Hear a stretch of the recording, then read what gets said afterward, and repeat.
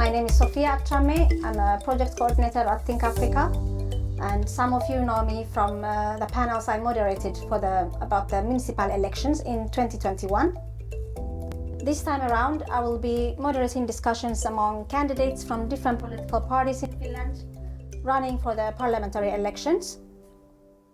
Think Africa, in collaboration with Sitra and Theokis Media, are bringing you this series as a way to increase awareness about the parliamentary elections, why they're important, and how one can participate. There will be 3 panel discussions with candidates from 5 political parties in Finland. These panel discussions are also available in an audio format in Think Africa's Harambe podcast on Spotify. Yeah, I will welcome our dear panelists now. Welcome, all of you. Thank you. Thanks. We're happy that you're here. I will introduce our panelists. I will start with Elie Al-Khouri. He's a member of Christian Democrats Party and a secretary of Helsinki City Council Christian Democrats groups. He has more than 15 years of experience as an authorized business consultant at Business Helsinki and is running for the parliamentary election this year. Welcome, Elie. Thank you. Our second panelist is Theresia Bilola. She's a first-time candidate for the Finnish parliamentary elections. She holds a PhD in social sciences and is a sustainability policy specialist. She's also a first-term deputy councillor in Turku. Theresia is a board member of Southwest Finland Greens and also of Think Africa. And she's a mother of 3. Welcome, Theresia. Thank you. Thank you for having me. And we have here Georgiana Forsang. That's me. She's a practical nurse, a district court juror, an entrepreneur, and a student at the University of Helsinki doing a master's in law. She's now a candidate for the upcoming parliamentary elections. She's married and she's a mother of 3 kids. Welcome, Georgiana. Thank you very much. Yeah. So the kind of questions we have today is that there will be open questions and then there will be some speed round questions at the end of each segment to provide you, the audience, with a snapshot of our panelists' views on trending issues in Finland. Maybe I'll start with Theresia. Welcome back to iVote series, since you have been here before. Thank you very much. Last time you were here, you had run for the municipal election, and now you're a deputy city councillor. Congratulations on that. And can you tell me a bit about your experience in the city council? I have a good experience this far, from the point of view of drawing attention to the fact that people of immigrant background can participate, can be active in societal issues and in politics, not just during the elections, but also in between the elections. And also lots of ideas for improvement on how we communicate about immigrant issues, on how we approach them, whether we are involving the right stakeholders when we talk about people who move to Finland. But I think this far, it has been a good experience for me. I am a member of the Multicultural Council, which is like the link between the city and immigrant associations or people of immigrant background who live in Turku. So through that, we are able to bring the voices of the city to these groups and also the other way around. And then I also get to influence the transport policy of the Turku region somehow as a vice member. There also I try to bring the perspective of the immigrants. For instance, recently I submitted an initiative to train immigrant women on how to use bicycles, because it's not automatic that people who move here have the same culture of movement or mobility. Yeah, that's it for now. Thank you so much. And Elie, you are also a secretary of the Helsinki City Council Christian Democrats group. Yes. For how long have you been I have been more than 3 years as a secretary in that Christian Democrat Party in Helsinki city. Yeah, and how has your experience been there? Yes, you realize that capital of Finland is Helsinki. We have a lot of immigrants. They are living here in Helsinki. They are both sides. Those who find themselves, they are integrated well, and also second part of the immigrants that they are not well integrated yet. But they are all people, so we heal them as a human being. So Christian Democrat target is to find job for that immigrant and to integrate good in this Finnish society.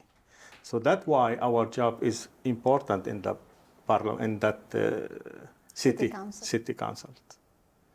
And I think like we have a lot of challenges still coming soon, because we have now problems around all of the world, like Ukraine, and also from that Ukraine they come immigrants or refugees or any kind. I don't know what type of name we will give them, because they are so European groups they come to here. So we have to think also that groups.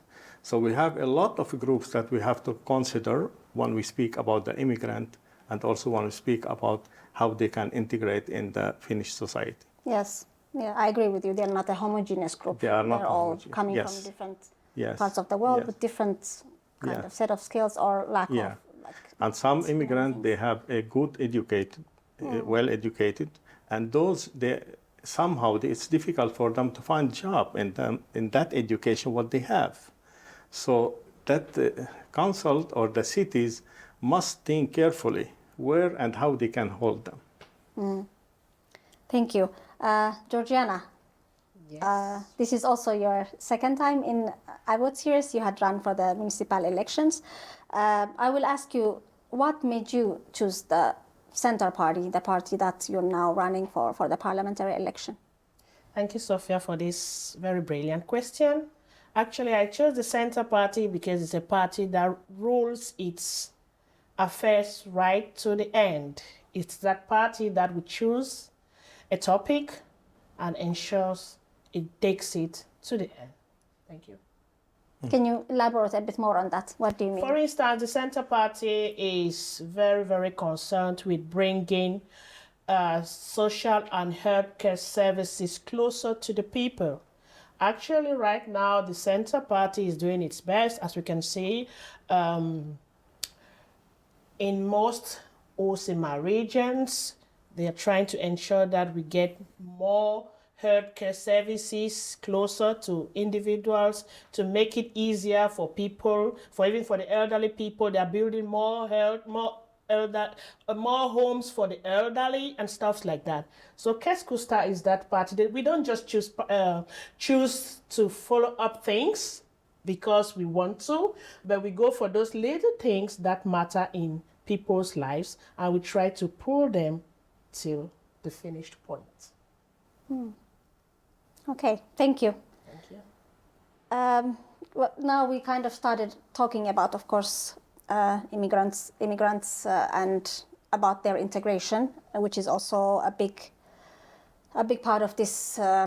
Why I think Africa also is organizing this panel discussion. So because we think that in general, like, to be able to participate either in voting or in any kind of civic participation, you need to feel that you have integrated in some way into the host society or into Finland. So you probably know about the Act on the Promotion of Immigrant Integration, or the Integration Act, that is now supposed to come in place, I think, 2025.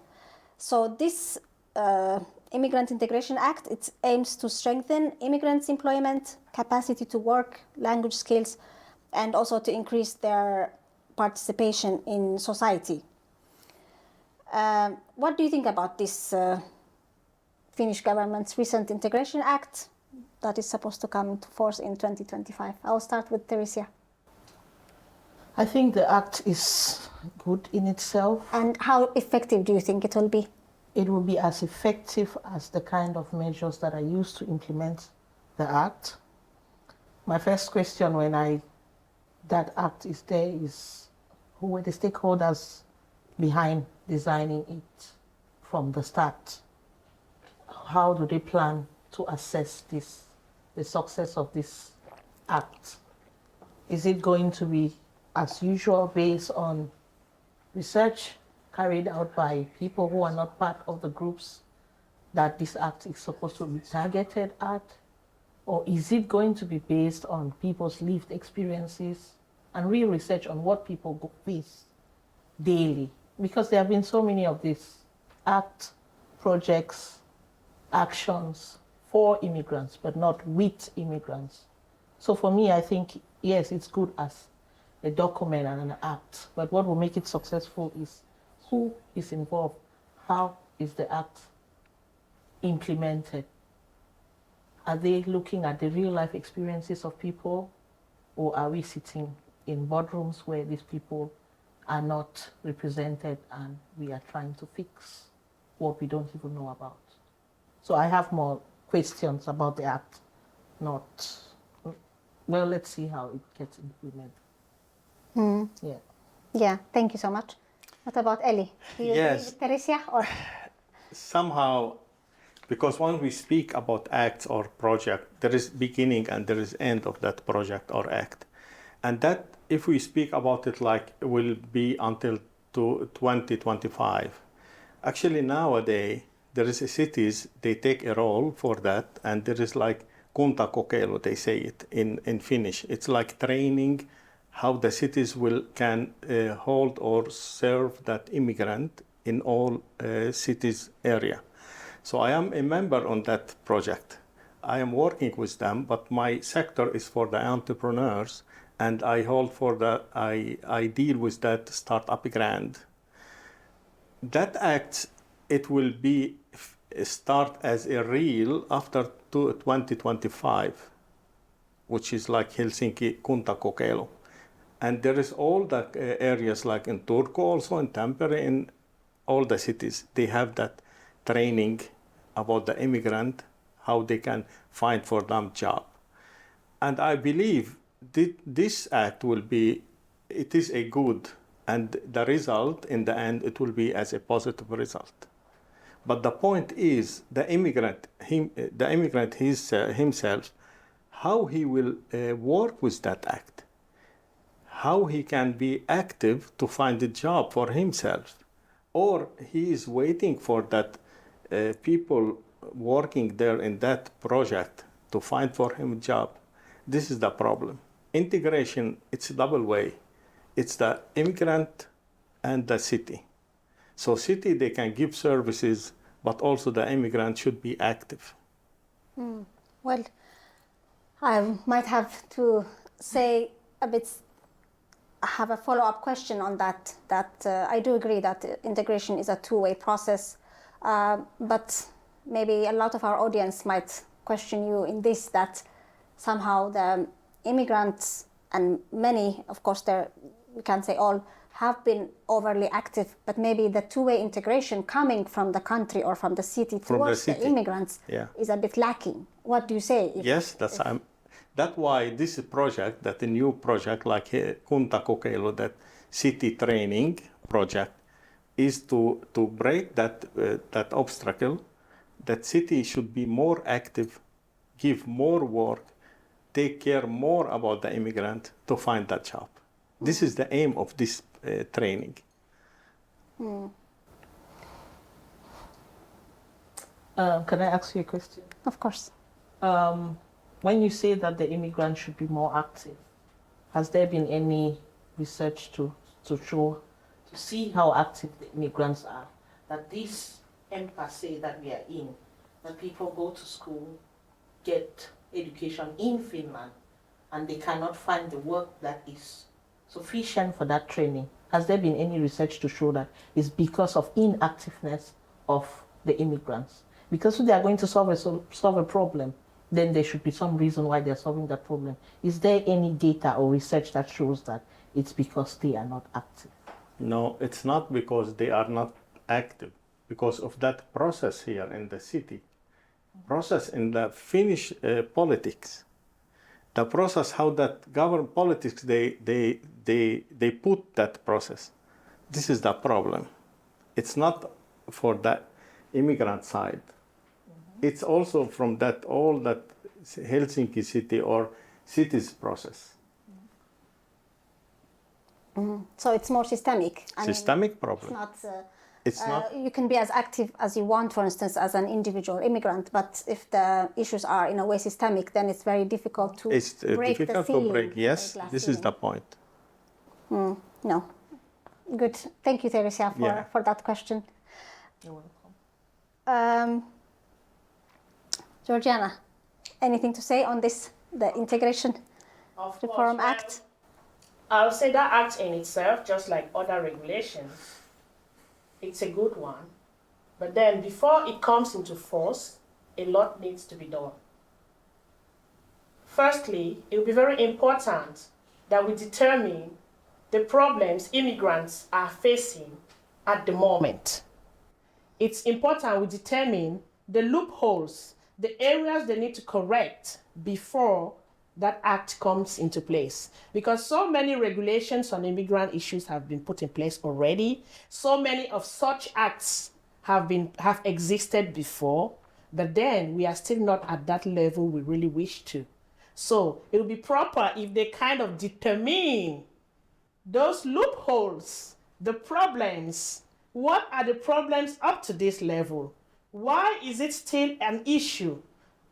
As soon as we determine such problems, then we are sure that enforcing the act making the act to come into place will be proper. But if we just say we are just pushing that act into force and it starts running, we will still be at the same level. So let's try to sort out those little things that must be corrected, such that when the act comes into force, they are blended.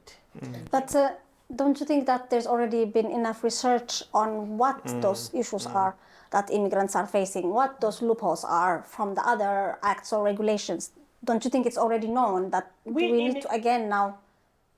We immigrants know the issues, but those creating the acts, do they know? That's my problem.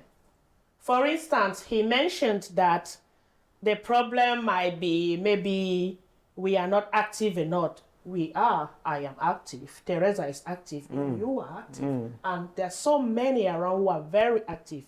Is it school? We've been to school. Is it the language? We've studied the language. We speak the language. We do write the language. But yet, it's still not there. So what is it?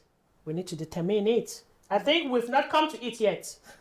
Could it be? Are you sure that the problem is that it's not known? I don't think that the issue is that they don't know what the issues are. Is it political willingness? I think it's a lack of political will. I think it's choosing to focus on the low-hanging fruit. Easy. They can't speak the language. Easy. They're lazy. Those are easy. They're easy things to put out there. This is why this is happening. We are focusing on symptoms and the low-hanging fruit. It's not because they don't know the real issues of immigrants. I agree in a sense that there has been done a lot of research on what the issues are in different groups of immigrants.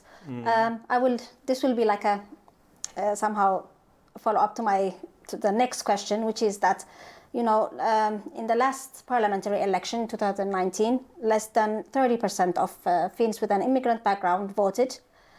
So what is your party doing to increase participation in voting and other civic participation among people with an immigrant background in Finland? Have you seen anything that your party is doing? This is for all of you, and yes, Elie, you could start. I can start. Like our party, they do brochures, informations online in several languages, also even in Arabic language. So that we can encourage the people to give them vote. And also we do like a lot of meetings, like to discuss with that background, immigrant backgrounds, that to give them voice, to be active also in that sector. So this is one thing what we can do. Also the point is do that immigrant, they believe like for the Finnish politics or not? This is the point. Maybe a lot of immigrants, they want to give them voice, but they don't understand that party, what they can give for him. Do they give for him something positive or not?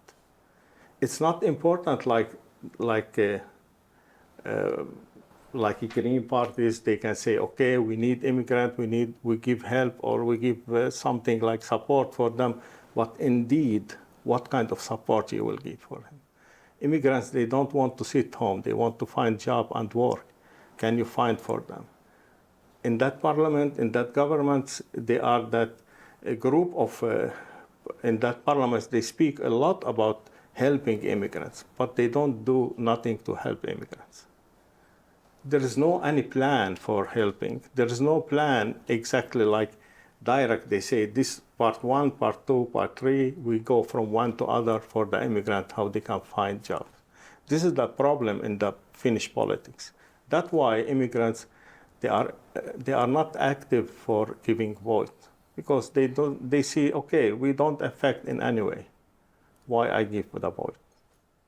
I think I'll add to that by saying that the Centre Party already accepts immigrants as candidates, just like other parties. That's one very good thing already. Secondly, the Centre Party's website and other social media sites do exist in English as well.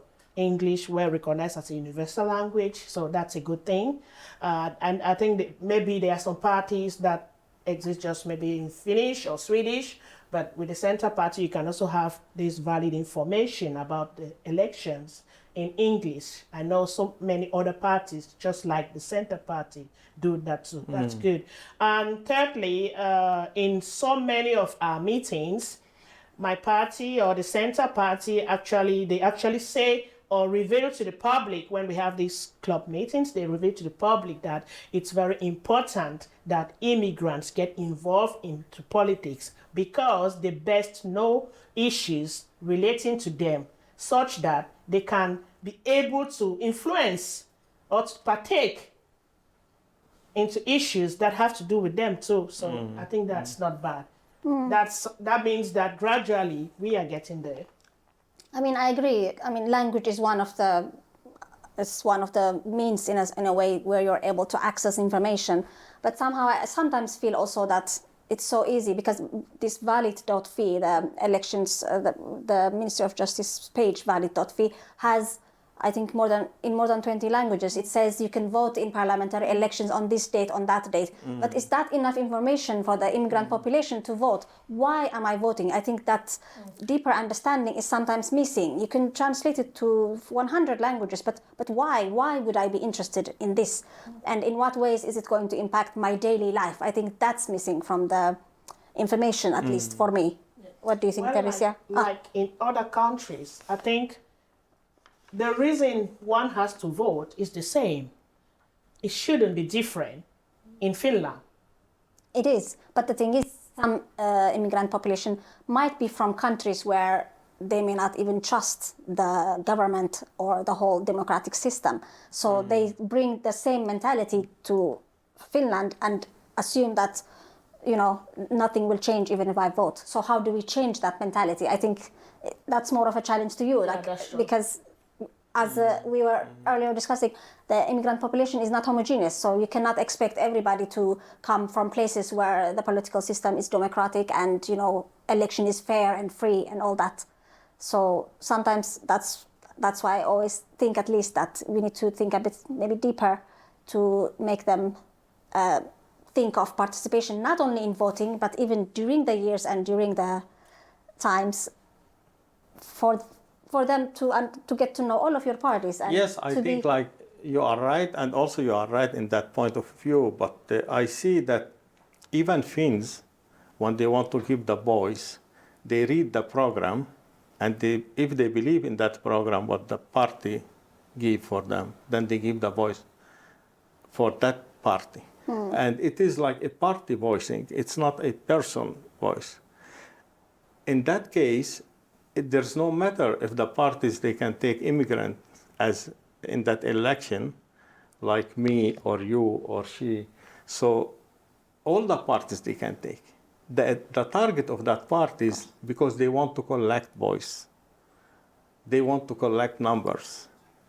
This is the point. But numbers impact also. The numbers impact. The party's vision. Yes, but the immigrant, because they don't have a lobby, they don't have a group they can affect. There is some groups, of course, like you have a good voice as African voice. You can give, you have a power for that if you want to do that role of your activities. Then you can affect in the election. This is the point. Immigrants, they don't, because there is no any plan for, like straight plan for the parties. Even they take, like in them list immigrants, but it's not the main idea of that. They don't still, that immigrant, they don't still believe in that program of that party. That's why they don't go for the vote. Well, I agree and not agree with you also at the same time, because I think there's still the lack of awareness, because these same immigrants are so interested in their political situations back home, but they've been here sometimes 20, 30 years, which means the interest is there. The interest towards political, what's going on in the political arena is there. It just hasn't maybe been turned fully into what's happening in Finland. At least that's my opinion. And what you said also works, but Theresia. And I think it also matters very much what is the public discourse or the atmosphere towards immigrants. I'll give you a very interesting example. I think two people mentioned to me yesterday. I thought that the state or your party gives you grants that you use to run your elections. Mind you, these are not people who have not been around me. They have voted for me, they have supported me, but they are still misinformed like that. Number two, we have the big TV channels and newspapers and all of that. How many of those care about whether they are broadcasting content that is targeted towards immigrants? ULA is doing something this year for the first time, so we can clap for that. But how many of those are actually targeting immigrants? How many of these instances go to immigrant background groups? How many of them, except during elections, come and vote for me? It doesn't end there. The immigrants need to be able to see you in their daily lives. And then the third thing I always say is that for an immigrant, politics it's not the first thing that comes to you when you move to a country. It's a luxury in the beginning. So it takes some extra effort for an immigrant to start thinking, okay, I need to take part in the society, I need to vote. The first thing you are thinking about is, I survive, I try to integrate, I find my balance in this new country. And politics is something far away. Yeah. Absolutely. And then for the home politics that they engage in, it's like entertainment. It's not really because they can't participate. So why are they so invested in it? Why can't they be invested in the one that is here? And then when you live here as an immigrant, year after year, and you don't really see how the society is serving you or is trying to put your interests ahead, the trust is difficult to build in the political institutions if they can't even let you earn your own living or just integrate in the little things, daily things. Why would you be interested in politics? Of course, when we say immigrants in this case, we're talking about Finns with an immigrant background, because of course in the parliamentary election you have to be a Finnish citizen to vote. Yes. And also I think it's always funny, like people always ask you, where are you from, although you may have lived here more than 20 years. So it's always, that word always is a bit, it's also includes second generation immigrants, but I hope we still bring this idea of, we're talking about Finns with an immigrant background, and in a sense we are Finns with an immigrant background, and I hope that comes across for our audience also. Yeah, I think I'll go to speed round. I mean, you have touched it a bit, but to see if you agree you can only answer yes or no. Don't be afraid. We've already discussed this. So government needs to spend more on integration programs. Yes or Yes. No, not spending. The problem is not spending. No. no? Okay. Yes. Okay. The next one is Depend on what you mean about spending. Spending a time, spending a money. Money. Money, yes. money. This time at least it was money. Yeah. More immigrants should be involved in designing integration programs. Definitely. Somehow, yes. Yes. Yes. Yeah. So Somehow, yes. it Yes, was because the best know. what? It's- The best Yes, know. because the best know. Yeah, you were also mentioning this earlier. This part is about healthcare and other public services, so the questions are related to that. From the beginning of 2023, the responsibility for organizing social and healthcare has been transferred from the municipalities to the well-being services counties, with the exception of Helsinki. Their funding comes mainly from the states, and it grows according to a certain formula. And according to many regions, the funding is not enough. Some regions have said they have to cut services. Do you think the Finnish government should give more money than planned for social and healthcare, even if it means cutting from elsewhere, tax increases or more debt? That's a good question as a budget question. This is the tricky question because do they do a good budget from the beginning when they think to share the money for that social security care or other organizations in Finland?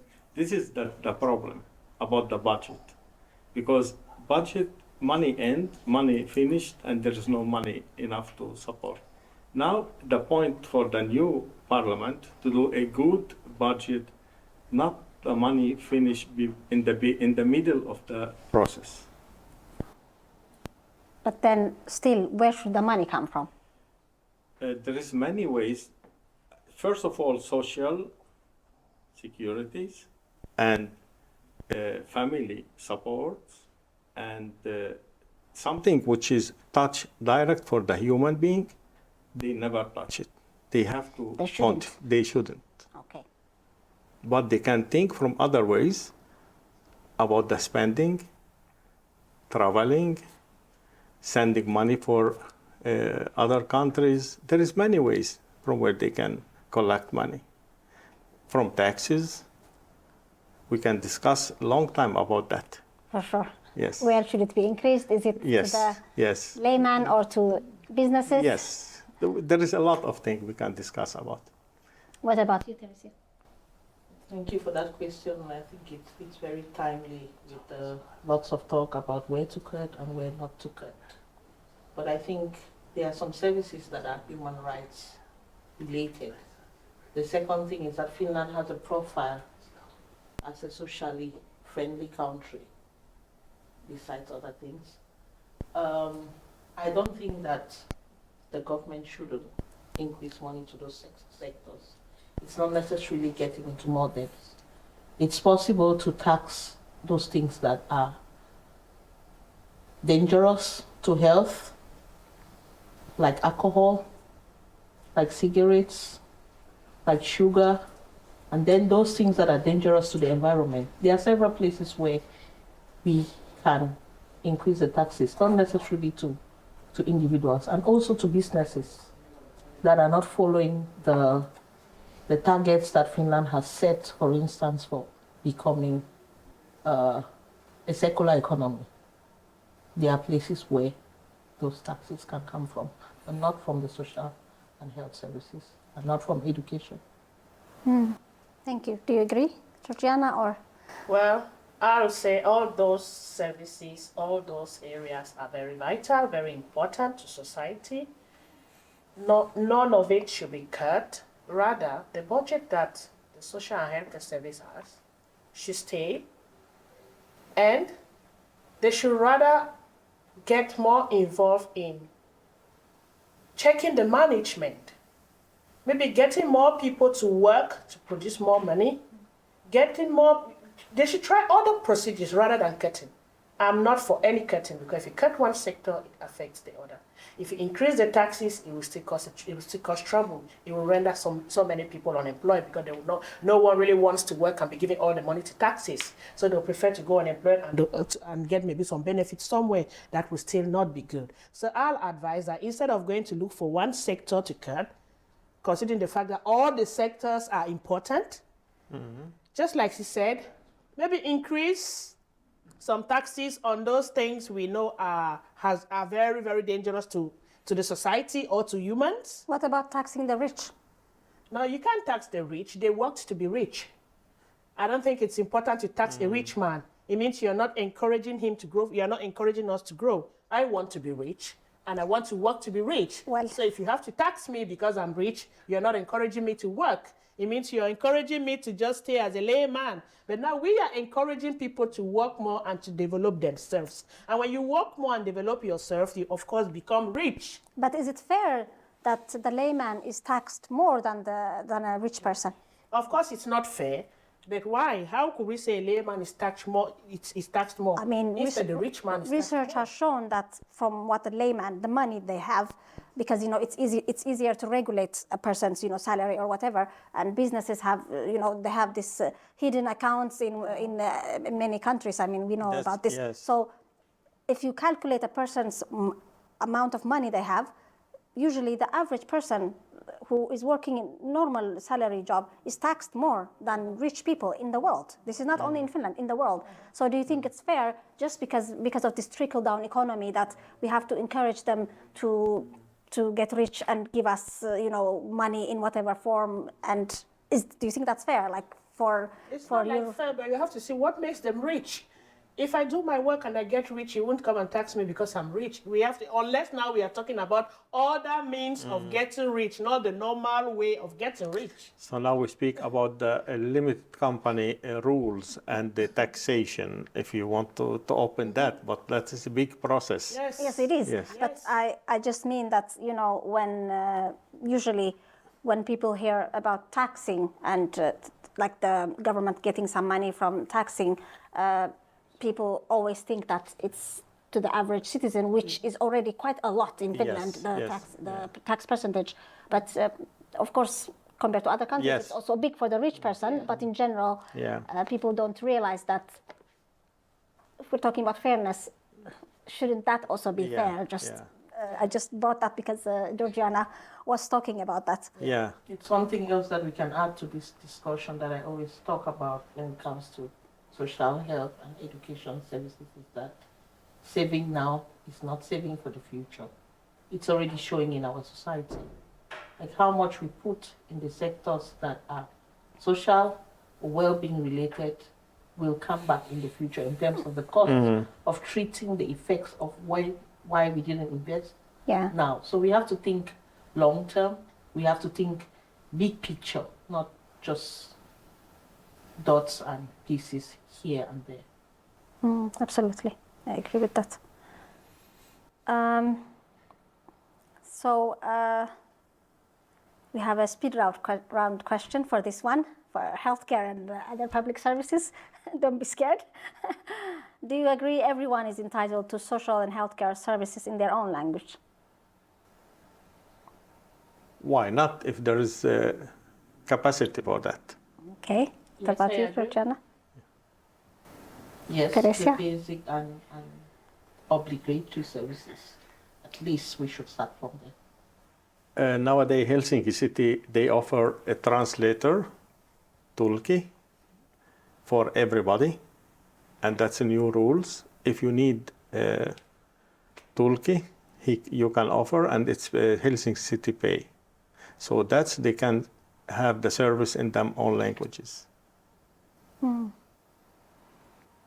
Okay, now we're going to the next theme. This is more about, well, we've been talking about it, but Finland's changing demographics and immigration, but from the foreign labor perspective. So in the occupational barometer published by the Ministry of Economic Affairs and Employment, in 2022, on the list of top 15 shortage occupations, 3 out of 4 are in the health and social services sector. So then nowadays it's widely agreed that work-based immigration could ease these labor shortages in these key professions like in healthcare. But then how do you reconcile this additional immigration with the high rate of unemployment among immigrants already in Finland?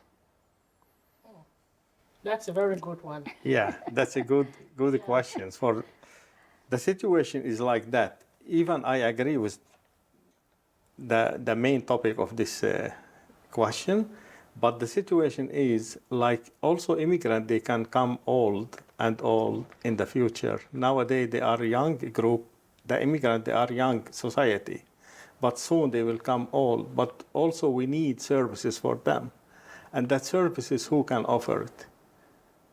Do you want to think about the languages or the immigrant, they can serve them all old group people? There is many things that belong for these questions. Yeah.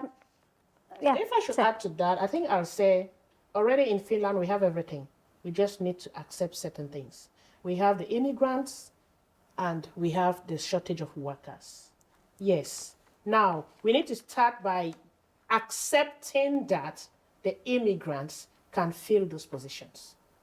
That acceptance, the system, the society needs to accept that Georgiana Forsang can do this. She's been trained, she's been educated in this field. She can work there, not only a real thing, if I should put in quote.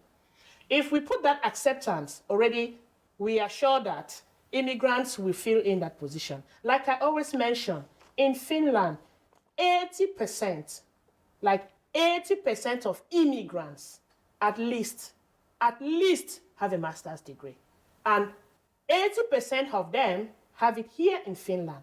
So why are we crying of shortage of workers when we are here, we've been trained to those positions and we can't do them? So we should start by fitting those workers, those immigrants into those services, especially the healthcare services, and adding language courses to them there at work. Then we can now look outside and start bringing in more. But let's start from those who are here. Because here, right here, we have them and they are qualified. Thank you. Yes, that's good also what you mentioned. I will tell you something like about in Helsinki city, in my office, that more than 50% they are non-Finnish speaker and they are immigrants. Which office is that? It's Helsinki, Business Helsinki. And we have more than 300 employees.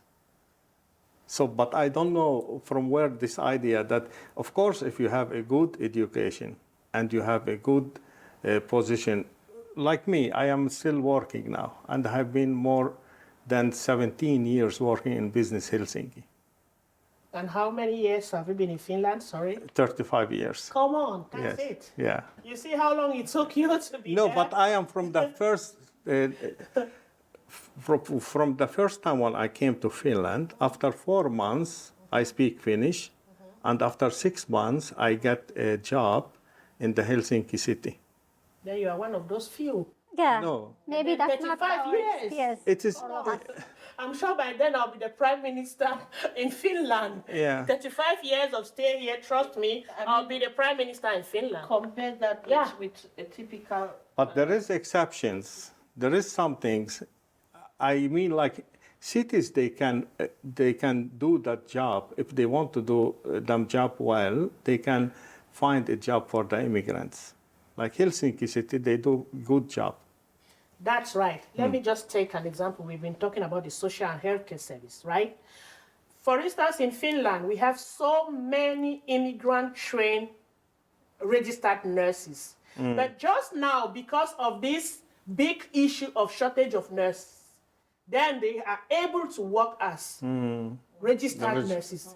Yes. They are trained as registered nurses, but they do have jobs just as practical nurses. Why?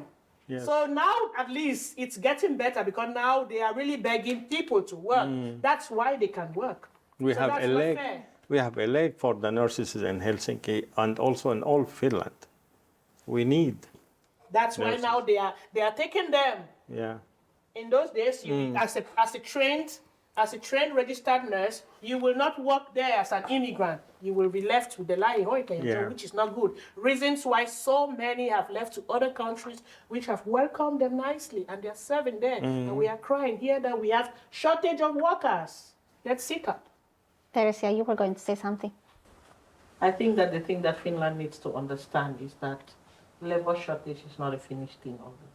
We are competing with other countries that have better pay, better weather, and better so many things. And then we have a lot of people who moved here and want to give their services. They were educated here, but they are out of the job. And we are looking for people. And when you look at the employment websites, they have thousands of jobs open. So what is happening? What is happening that the jobs are not meeting the people? Is it that Finland has a particular definition of immigrants that we don't know about?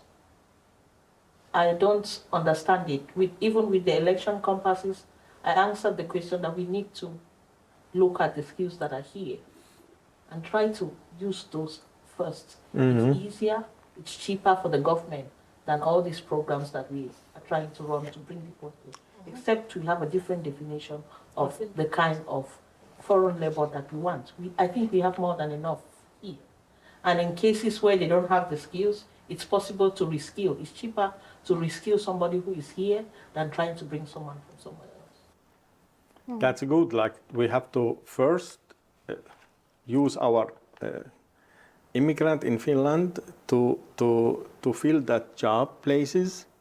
But the point is that grow-up companies, they want to have some special knowledge of them employees. That's why they search from abroad. So this is not like IT companies, special areas. But there are a lot of, even in a way, I mean, not any specific field, not to argue with you on a specific field, but there's always a lot of immigrants with those skills in Finland, and there is yes, struggle to make it to any this company is that or organization. T-office problems that they have to check the list and give the correct person for the correct workplace. Yeah, but maybe it's also the parliament problem, because these acts that perhaps we're seeing, might be.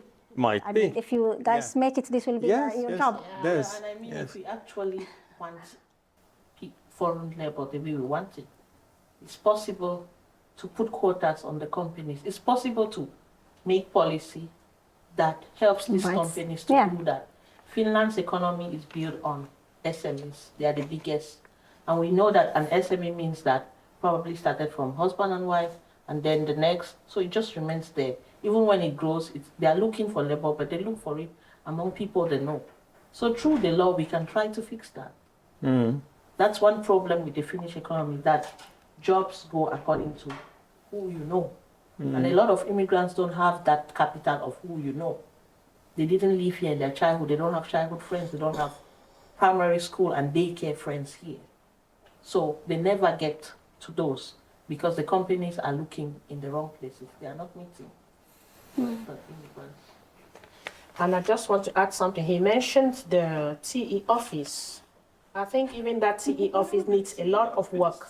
Personally, 10 years ago when I moved into Finland, I went through that procedure and I explained to them that I have this education, this law background, and I am actually coming from an office, from a law chambers. Like, I left an office to Finland, but you know what they recommended to me? Practical nursing. So I think we need to fix right from TE. Yeah, that's what I mean. It was very bad that they are sending me to start from scrap, which I actually did. Thank God now I realize, hey, I need to go back there and pop it up. But that's bad. They were supposed to take me from that level and re-educate me or rebuild me in that field such that I can be very useful to them. But now they are taking me back to that level, which is for immigrants, in quotes. That's not good. And they are still doing it. They are really but still not doing any it. long It should time. be fixed. But yeah, soon will be fixed. But the question too is who is sitting behind the desk on the TE office. Sometimes they have no idea about That's it. The reality. Their job is get this person to work, whatever work it is. It's not get this person to work on what they have studied. Just get them to work. And that's all they know. Like, okay, push this person to go to work. She has a degree in law. She needs to go to work. The fastest way to get to work, go to Lahi or Italia. Can you imagine? And then when she gets employed, she gets her salary. She got someone into a job. It doesn't matter whether this person is what they can actually, is that the maximum of their potential? Is that the maximum of their skill that they can give to this country? Yeah, thank you so much. There's always these themes, but we always go into different ways. Politics is not, it's not divided in themes. Life is not divided in themes, and of course, everything touches, especially immigrants' life in many ways. I think this is about it for me. I mean, I don't have any more questions for you, but do you have any last thoughts? Thank you for your, thank you because I am here, first of all. Thanks for your invitation. And I am happy to speak about the African voice, with the African voice about the more, little bit larger, little bit wild than the African groups. We speak about all immigrants in Finland and about immigrants in Helsinki also. Thank you for the invitation. You're very welcome. And for me, I'll also go with a thank you. It's always a privilege to be part of such a panel discussion. It's always a sweet one. And to the viewers there, I'll say, we are sitting here today. You too can sit here. We are just normal people like you. So I'll plead that together we try to fix these little problems we have been mentioning here. And those are, I think, the reasons why we encourage each and everyone to go out there and cast your vote, because we all want a better Finland.